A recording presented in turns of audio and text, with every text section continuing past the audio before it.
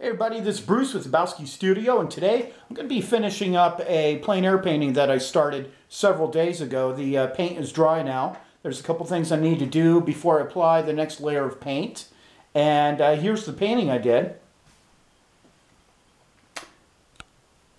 A nice winter lake in March. And let me pan in and show you some details in a moment and how I'm going to prepare the surface. Thanks for joining me.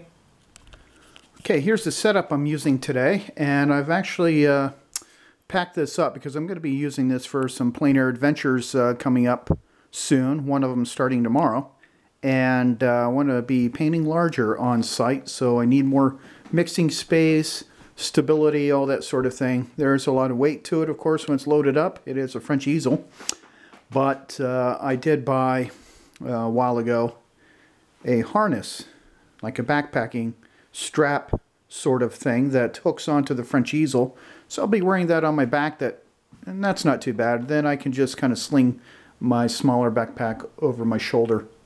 That's the plan. We'll see how it works out. But got my colors laid out. Painting's ready to go. Okay, I'm also trying a little experiment using a little bit of ambient daylight here by the window to finish the painting, but here it is, an 8x10, and when I try to turn the easel a bit so you can see, try to pan in here, there is some ridges to the paint that I want to knock down, especially kind of right in there. I'm going to show you how I do that, and then we'll continue on.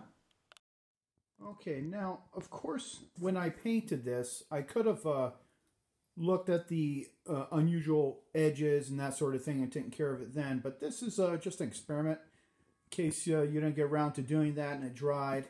And I'm going to be using a window scraper to take off those edges. Now, on the sky, I'm going to try to zoom in here. You can see I tried to use a little experiment of using some vertical strokes to add interest to the painting rather than horizontal, or I could have used crisscross. It's just an experiment of how that looks with maybe some more horizontal strokes in the paint here. But you can see the detail of the ridges probably better now, especially that one right in between the two little islands. And the palette I'm going to be using is Ultramarine Blue, Yellow Ochre, and Alizarin Crimson. Okay, so as you can see, you might be seeing the raised portions here and here. I'm going to attempt to take it off with this window scraper.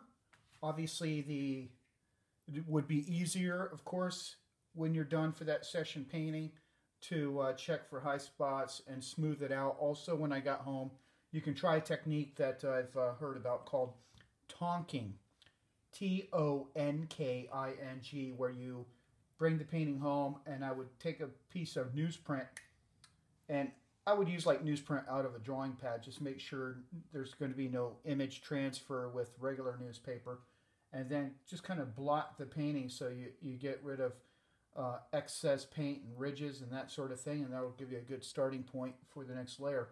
But I'm just going to try this, and I've never actually done this before. It just makes sense that I can. So I'm just going to, I'm not worried about too much really. Just going to take that off. And I may not get everything right down to where I want, but it's going to be reduced. And I'm scraping, but I'm not digging in. I'm trying to be kind of at a 45-degree angle. And you do get a little bit on here. It's just minor, a little bit.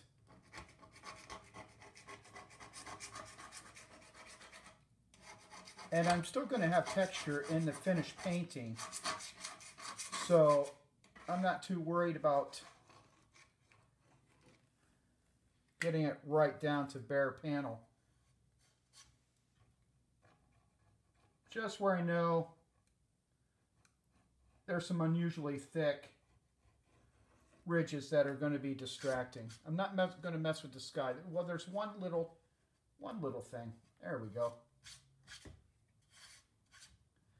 Like if there's a little bit of grit or something in the paint layer that stands out by itself, I want to get rid of that. And just do a little clean off here. I can rub my hand over this and feel any super irregular patches of paint. So there we go. That's it. Now I'm going to lay out the palette and we'll get started. All right, and I have my colors laid out, ready to go here, and I'm going to be using the Gamblin product here.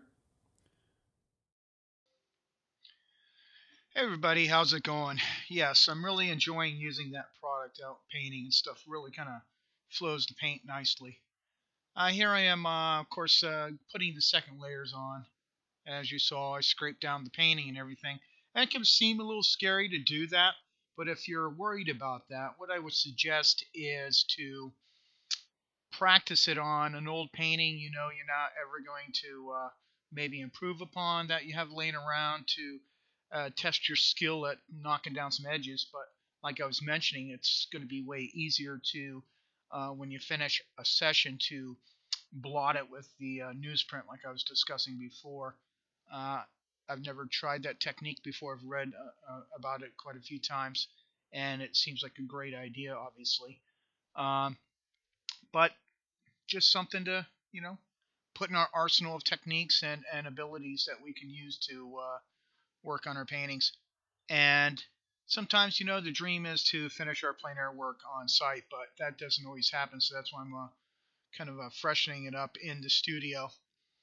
But it gives me the ability to really slather some paint on, where sometimes right now I just, in the beginning, working on a painting outdoors, I don't want to get too much paint on too fast if I have to make corrections. And just going through and putting the impressionistic strokes all over the painting. So I've got this lighter blue color to cool off towards the back, and I've created impressionistic strokes here in the foreground to then interweave brighter snow-colored snow on the lake here to have a sense of recession into space, because it's cooler in the background. So in between these marks I'm doing here impressionistically, I'll apply those more intense chromatic whites. And I'm going to experiment with putting a little yellow ochre, Alizarin Crimson, kind of make it a warmer white but bright, and see where that takes me. I really enjoyed doing this idea, thinking of the impressionists and one stroke next to another, and the values are similar but chromatically a little more charged up in the foreground tones, and I was really happy with the results. I wasn't too concerned with going over the tracks that I had painted in the original plein air, because there was enough of indentation in the paint, so to speak, and the paint wasn't super thick that I could tell where they were after the fact. And plus, maybe I might change a few with the new layers in terms of directional lines of the tracks, but pretty much kept with the originals. And it just gave a nice, interesting look to the piece. And it's really a lot of fun, too, getting some thicker layers of paint to manipulate and work with.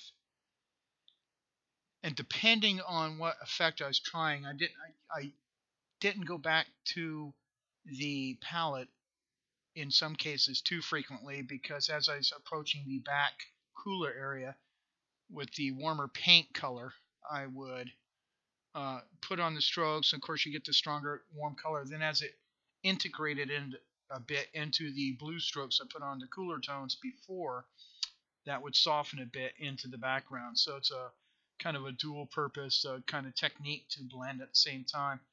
And then if I wanted stronger paint, obviously, as I came back into the foreground, I'd sometimes would wipe off on a paper towel the excess paint and then pick up the chromatically more warmer tone for the foreground.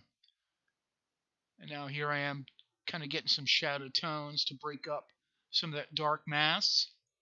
Bits of snow in the shadows gives interest to that area. And I love how the little islands turned out. I was pretty happy with those. You know, sometimes in a small area it can be difficult to work, but if you really get your paint thick, get the right value and color, and then just pick it up with the tip of your brush, it's amazing how much detail you can get. So definitely something to practice using because it can be very, very useful.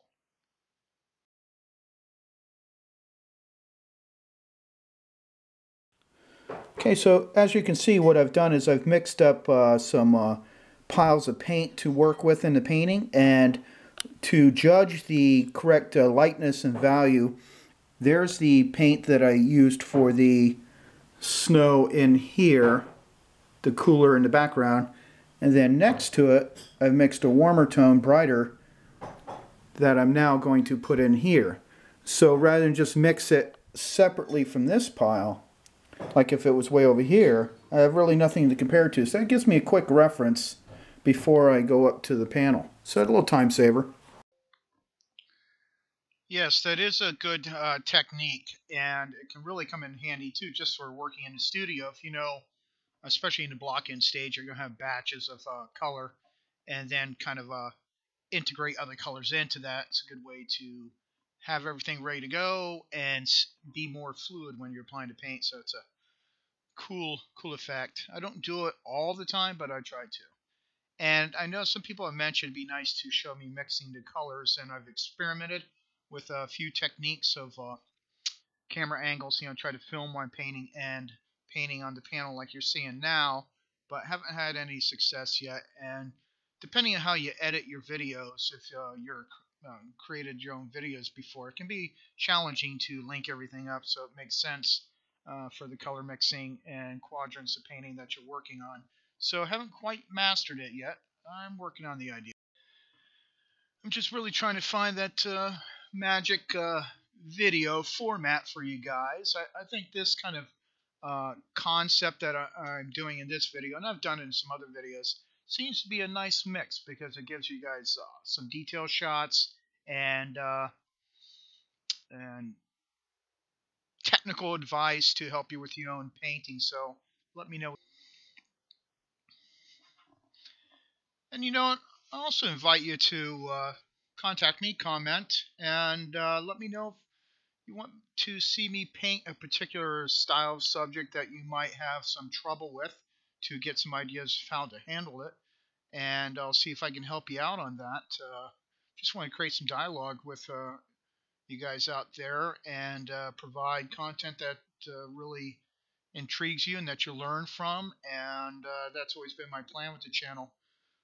Uh, we all do the best we can when we're painting. I hope I offer information that's useful to you.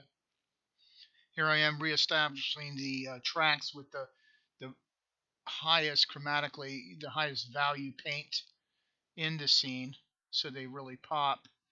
And I'll go in later and adjust with some shadow side of the tracks, but just getting in some highlights, directional lines, and I'm really liking how they turned out. Don't be too worried about, of course, they're crisscrossing all over the place from people with their snowmobiles. So while they have to be somewhat parallel, and they still got to recede in space, but they're going to be overlapping each other. So you don't have to be a engineer about it in terms of super proper perspective. You'll know when it looks odd. And I just let them drift off. The lines drift off into the wet paint in the background by lifting my brush up as I approach the back part of the lake there. It's all in pressure and how much paint you apply to come off your brush. I've been really wanting to also do some longer videos. I see some videos on YouTube that or over an hour. And I think in some cases it'd be really interesting to give you that information in a longer format, but I seem to be having trouble trying to do longer videos in my video editing program, so I might have to upgrade that. The thought process is there, and I am working on it, so bear with me and we'll see what we can do.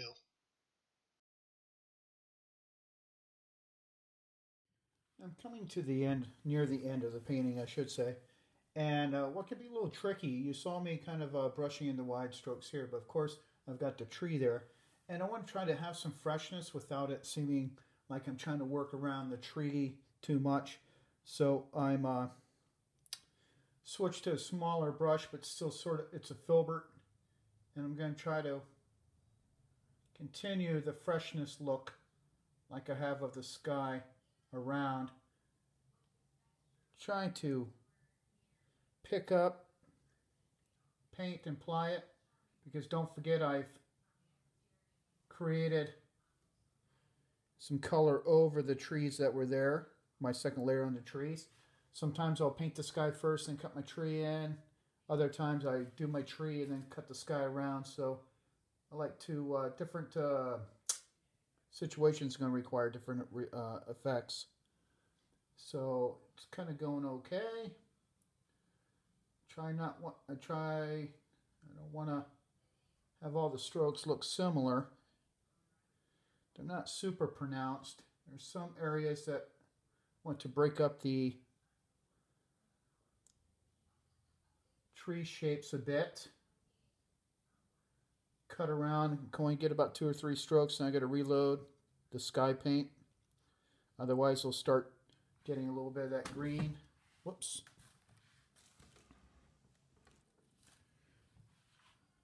And I want to avoid too much of that green mixing in. Trying to cut in, leave it, pull more paint.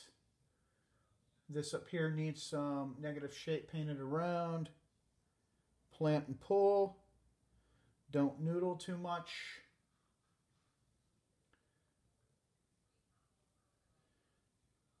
Occasionally you'll have to wipe the excess off with a paper towel because it's picking up too much of the green.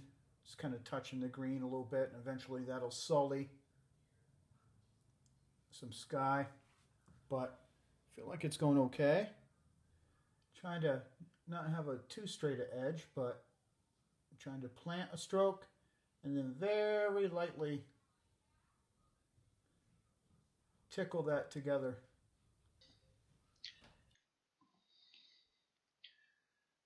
So you can see, working on the tree like I have been, I tackle them different ways at different times depending. I've experimented with painting the tree color first, then the sky, and vice versa.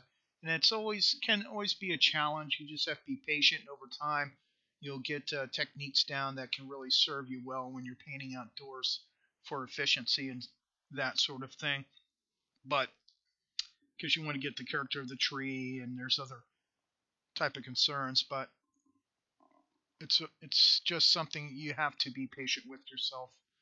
Now here I am painting the limbs into the few trees, scrubby trees on those islands, and it would have been neat to pull out my little rubber tipped tool that I've used in past videos, but I figured I'd just try it with the brush this time, see what techniques I would need to use to facilitate getting that look.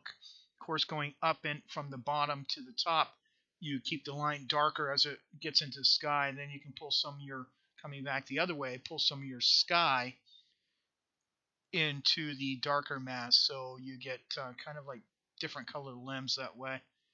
It's kind of like you have already got your brush a little mixed with paint as it approached into the sky from your dark mass, and then when you come back down, don't do that too much. Don't overkill it, because then it'll overmix and all that.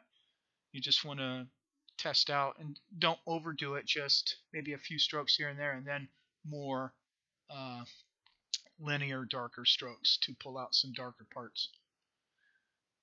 Just touching up a few parts in the tree elements that were kind of being distracting.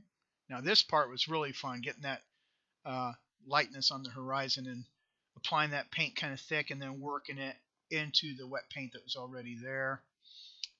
Trying to be impressionistic about it and integrate it so it looks natural, like it was painted originally and not like a second layer. That's the goal when I try to finish up these paintings like this, and in the studio when I'm working on in different painting sessions. Okay, so we're coming up to the end of the video, and I've started trying to do something new with the analysis of the painting at the end. I think that's useful for me and for you guys, so let me know what you think of that also. And we're going to be starting that momentarily. And until next time, take care. Bye. Okay, I just want to spend a few minutes talking about the painting after pretty much finish it. There's still a couple things that I'll discuss.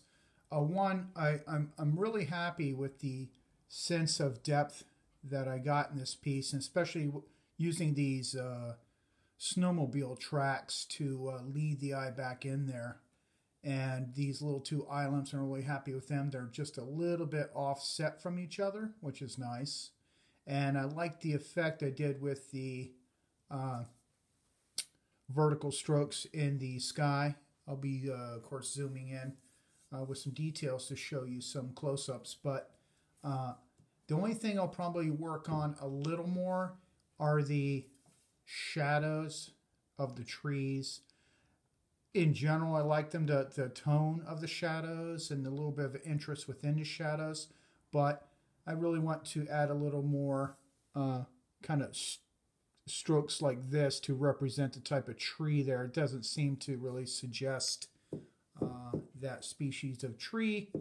Kind of no big deal. I'll try to modify that just a bit, but overall I'm really happy with it. I like the sense of depth in the trees back here, because with winter you can really get in some locations some really just kind of grayish color that can be pretty boring, so you have to try to really push whatever little bit of color you can find. Also, what was very difficult in this piece is the sun was to my left, of course, and and with all the snow on the lake here, it was just reflecting off there right into my eyes and making it very difficult to judge things. But before I started this second layer on this video, I was still pretty happy when I got home with the results. So I think if you constantly are out there getting into challenging situations, you will eventually learn how to compensate a little bit to help you out when you get home. But now let me zoom in a little bit on some details. Here's a little close-up of the painting. I'm going to try to zoom in here a little bit. And you can see that little area in between the two islands I was talking about in the beginning of the video. While it's still there, it's pretty reduced, and I'm really not too worried about it. Like I was mentioning, it would have been more ideal to when you brought the painting home from your painting session to flatten out any obvious ridges in the paint and that sort of thing. But, you know, live and learn. Want to show the color in the shadows there and the strokes of paint and all that sort of thing. I really actually like the freshness that you get when you plein air paint, the suggestive marks you make from a distance. It appears to be trees and that sort of thing. And I'm also going to work a little bit more on the shadows, on the shadow side of the tracks to bring them out a little bit. Not too hard of a value, but that's pretty much the only thing left is to do a little work on the tracks and of course that shadow of the tree. But try to get some details of that action going on. A little bit of the original ground still showing through there. So that's what I ended up with. Okay, everybody, this concludes this video. I hope you enjoyed it. I had a lot of fun painting it originally, except for the glare on the lake, but you know, you're going to run into that when you're out plein air painting. But I hope the techniques I presented in here will help you learned that you don't have to complete everything on site. That might be the goal, but there's some have good bones and you can work on them in your studio and still have that plein air fresh look. So thanks for watching, and if you're new to the channel, I invite you to subscribe. For everyone else, thank you for continuing watching the videos. And don't forget to check out the Patreon link to learn how to help support me to bring you more great content. If you join the community, there's lots of exclusive content there. And until next time, bye.